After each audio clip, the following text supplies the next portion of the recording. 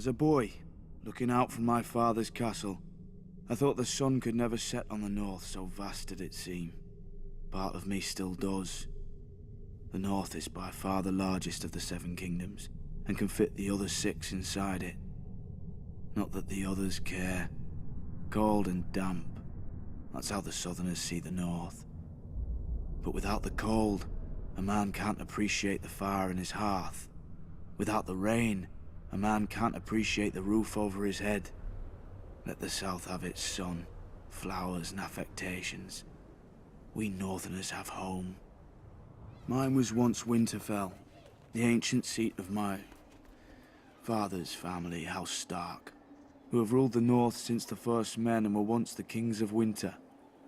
Growing up, Lady Catelyn made sure I knew I wasn't a Stark, no matter how much blood I shared with her true-born children.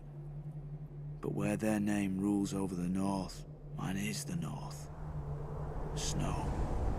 Our land stretches from the wall down to the neck, a narrow land that divides us from the rest of Westeros. Legend has it that the children of the forest flooded it in their war against the first men. If that's true, every Northman owes them a debt of gratitude.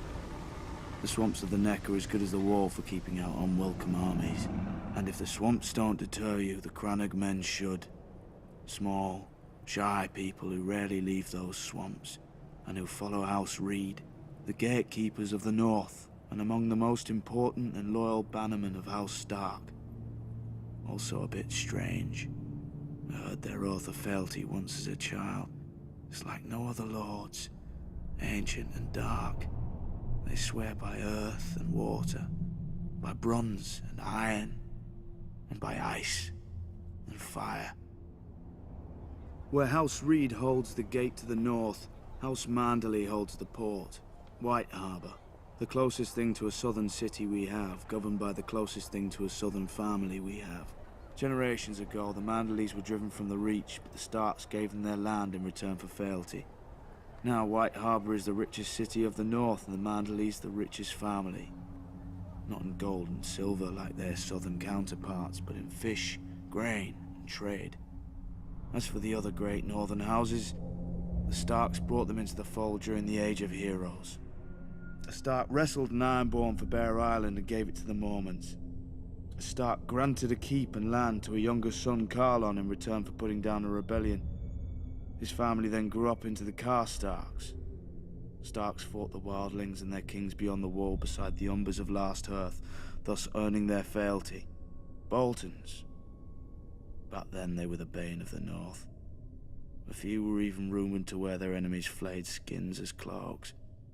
But after centuries of war, they too bent the knee. And so House Stark became the kings in the north, but never forgot that they weren't the north. When Aegon and his dragons landed on Westeros, the kings of the Rock and the Reach sent all their men to die to defend their crowns. Torrhen Stark knelt, to spare his people the same fate. He placed duty above pride, just as my brothers in the Night's Watch had done for thousands of years at the Wall. Many think of it as the end of the world, but it's not.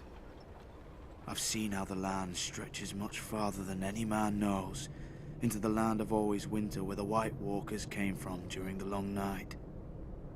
After the first men and the children of the forest beat them back, Brandon the Builder raised the wall and set up the Night's Watch to guard the realms of men.